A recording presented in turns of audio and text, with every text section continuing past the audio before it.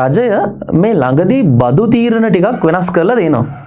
දැන් සාමාන්‍යයෙන් බදු ගත්තාම ආදායම් බදු ඊළඟට ව්‍යාපාර මත පනවන බදු එක එක බදු වර්ග තියෙනවානේ. මෙන්න මේ බදු තීරණය මුලින්ම අපිට හම්බ වෙන්නේ නිකන් ව්‍යාපාර වලට ගහපු බද්දක් විදිහට. මේක වෙනස් වෙනවා ඉක්මනින් ක්‍රියාත්මක වෙනවා කියනවා ජූලි 1 වෙනිදා ඉඳන්. ඔක ඇත්තටම දැන් මේ සතියකට කලින් විතර තමයි මේක ගැන කතා කරන්න පටන් ගන්න මේක ගැන ආందోලනාත්මක එක එක කතා බහවල් එළියට එන්න පටන් ගත්තේ. මේක ඇත්තටම බලනකොට මෙතනදී ක්‍රියාත්මක කරනවා රුපියල් ලක්ෂයක් හම්බ කරන දෛනික ආදායම රුපියල් ලක්ෂයක් හම්බ කරන ව්‍යාපාර මත නැවත බදු ක්‍රමය වෙනස් වෙන තත්ත්වයක්. දැන් සාමාන්‍යයෙන් අපි බද්දක් ගෙවනවා නම් ඒක ආදායම් බද්දක් නම් පුද්ගලයෙකු තම ආදායමෙන් යම්කිසි ප්‍රතිශතයක් නේ ගෙවන්න ඕනි. ව්‍යාපාරයක් නම් ඒ ව්‍යාපාරේ එක්ක වැට් එකක් නම් නැත්නම් ව්‍යාපාරයක බද්දක් නම් ඒක ව්‍යාපාරයේ යම්කිසි ආදායමක් නැත්නම් ව්‍යාපාරයේ ලාභයකට බදු ක්‍රමයක් තීරණය වෙනවා. හැබැයි මෙතනදී පුංචි වෙනසක් තියෙනවා.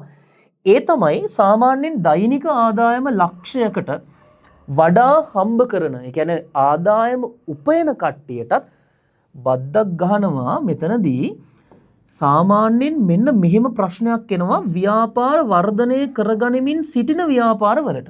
සාමාන්‍යයෙන් ඕක ලොකු ව්‍යාපාර වලට ලොකු ප්‍රශ්නයක් වෙන්නේ නැහැ. මොකද එයාලා ළඟ වෙනම accounting department එකක් තියෙනවා, වෙනම audit කරන්න කට්ටිය ඉන්නවා, ඒවා ලයිස්තුගත කරන්න, ඒවා ගිණුම්ගත කරන්න, ඒවා පෙන්වන්න, රජයට බදු ගෙවන්න ක්‍රමවේදයන් සකස් කරලා තියෙනවා. හැබැයි සාමාන්‍යයෙන් නිකන් හිතන්නකො ෆෝන් කඩයක් කරන මිනිස්සෙක් ඉන්නවා කියලා. ඒ ෆෝන් කඩේ කරන මිනිස්සයා දවසට ආදායම ලක්ෂයකට වඩා හම්බ කරනවා ෆෝන් 3ක් විකුණලා. හැබැයි සාමාන්‍යයෙන් එයාට ෆෝන් එකක ලාභය එන්නේ සාමාන්‍යයෙන් රුපියල් නිකමට හිතුවොත් 5000ක් විතර.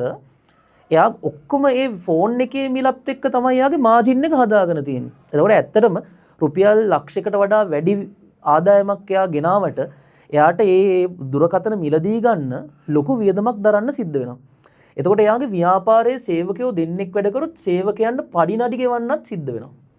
මෙතනදී ඔය හැමදේම සලකා බලලා ලක්ෂයට වඩා වැඩියෙන් හම්බ කරනවා මුට බදු ගහන්න ඕනි කියලා ගැහුවොත් එහෙම ඇත්තටම වෙන්නේ මේ ව්‍යාපාර වර්ධනය කරගනිමින් ඉන්න ව්‍යාපාර ගොඩක් ලංකාවේ තියෙනවානේ. ගොඩක් ෆෝන් කඩ, සැලූන්, ඊළඟට එක එක වෙළඳසැල්, ඒ හැම එකටම මේ ක්‍රමවේදය ඇතුළත් වුණොත්, මේ බදු ක්‍රමය ඇතුළත් වුණොත් මෙයාලට ගෙවන්න තියෙන බදු ප්‍රමාණය එයාලට හිතා ගන්න බැරි විදිහට වැඩි වෙනවා.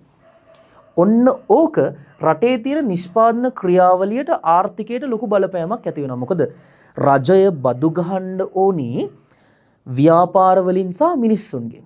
ව්‍යාපාර තිබුණොත් තමයි රජය බදු ගහන්න වෙන්නේ. ව්‍යාපාර තිබෙන්නේ නැත්නම් රජය බදු ගහන්නේ නැහැ සහ බදු ගහන්න බෑ. එතකොට මේ වර්ධනය වෙන ලදරු කර්මාන්ත ටික නැත්තම් අපි ගත්තොත් එහෙම පොඩි ව්‍යාපාර ටික, කුඩා ප්‍රමාණයේ ව්‍යාපාර ටික මෙහෙම පනවන බදු ටික ගෙවන්න ගත්තාම ලොකු ගැටලුවක් ඇති වෙනවා මෙයාලට මේ ව්‍යාපාර කටයුතු ටික පවත්වාගෙන යාම සම්බන්ධව. එතකොට නිෂ්පාදන ක්‍රියාවලිය නැත්තම් බෙදා හැරීම් ජාලය මෙයාලගේ අධෛර්යමත් වෙනවා. ඔන්න ඕක රටක ආර්ථිකයට ලොකු බලපෑමක් ඇති වෙන වැඩක්. නිකන් උදාහරණයකට ගත්තොත් එහෙම සාමාන්‍ය ව්‍යාපාරිකයෙකු එයාගේ සම්පූර්ණ දෛනික ආදායම ලක්ෂයක සේල් එකක් කරා කියලා හිතන්නකෝ. ලක්ෂයක සේල් එකක්. ඇත්තටම මෙයාට මේ සේල් එකෙන් එන ලාභය සාමාන්‍ය රුපියල් 8000ක් විතර නම්.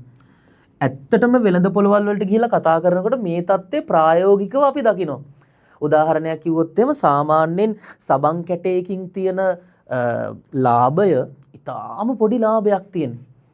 ගිනි පෙට්ටියකින් තියෙන ලාභය ඉතාම පොඩි ලාභයක් තියෙනවා. එතකොට ඒ වගේ ගිනි පෙට්ටි ගොඩක් විකුණුවාට පස්සේ තමයි එයාලට සැලකිය යුතු ලාභයක් ලැබෙන්නේ. හાર્ඩ්වෙයාර්, ග්‍රොසරි ෂොප් මේ හැම දෙයකටම රජය මේ අලුතෙන් ගහපු බද්ද අදාළයි. දෛනික ආදායම ලක්ෂයට වැඩිද මෙයා බද්දට ඇතුළත්. ඔතන වෙන දේ තමයි මෙන්න මේ වගේ මම කලින් කිව්වා වගේ ව්‍යාපාර පටන්ගෙන ව්‍යාපාර අලුතෙන් කරගෙන යන අයට මෙන්න මේ බද්ද දරා ගන්න බැරි වෙනවා.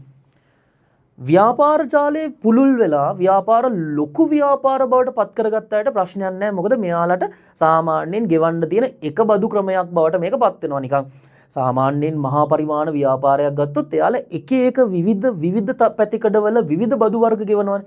එතකොට මෙයාලා ළඟ පරිපූර්ණ දැනුමක් සහිත ගණකාධිකාරීවරු නැත්තම් ඒ බදු විශේෂීකරණය වුණ කට්ටිය ඉන්නවා. හැබැයි සාමාන්‍ය ව්‍යාපාරිකයෙකුට ඒ දේවල් සල්ලි දීලා ගන්න ගියාට පස්සේ ලොකු වියදමක් දරන්න වෙනවා.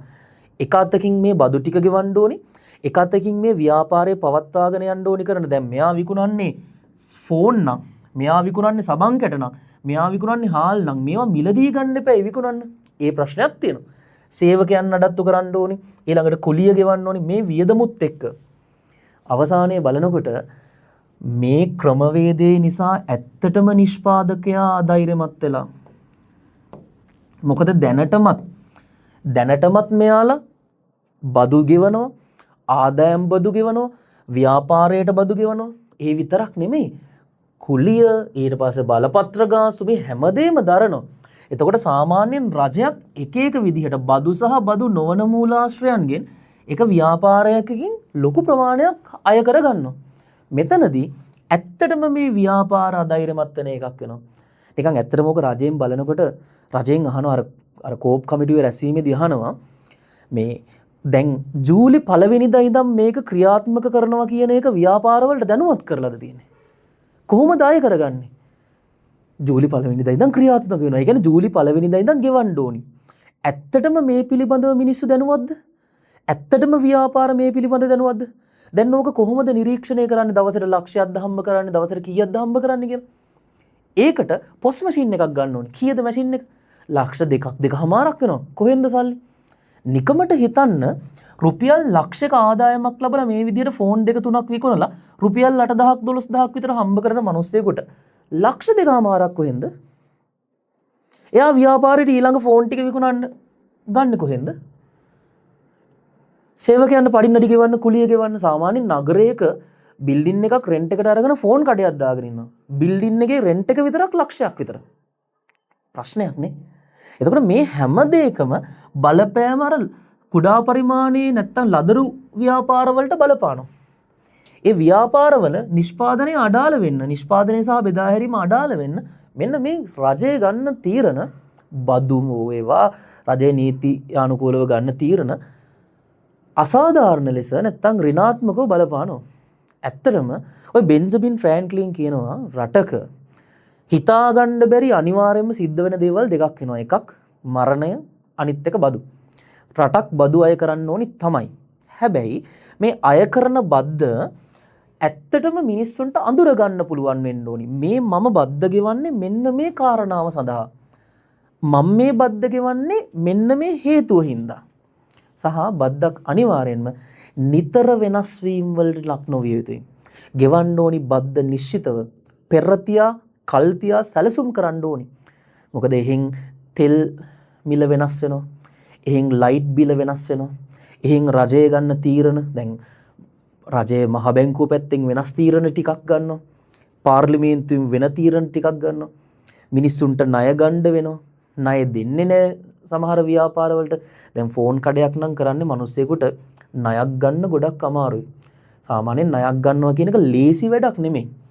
එයාලා එක එක දේවල් පෙන්වන්න ඕනි මට මේ ණය ගෙවන්න පුළුවන් සහ ව්‍යාපාරය සනාථ කරන්න ප්‍රශ්න තියෙනවා. එතකොට මේ හැම තැනදීම මේ ව්‍යාපාර පොඩි තැන ඉඳන් පටන්ගෙන යන කෙනාට අමාරුයි.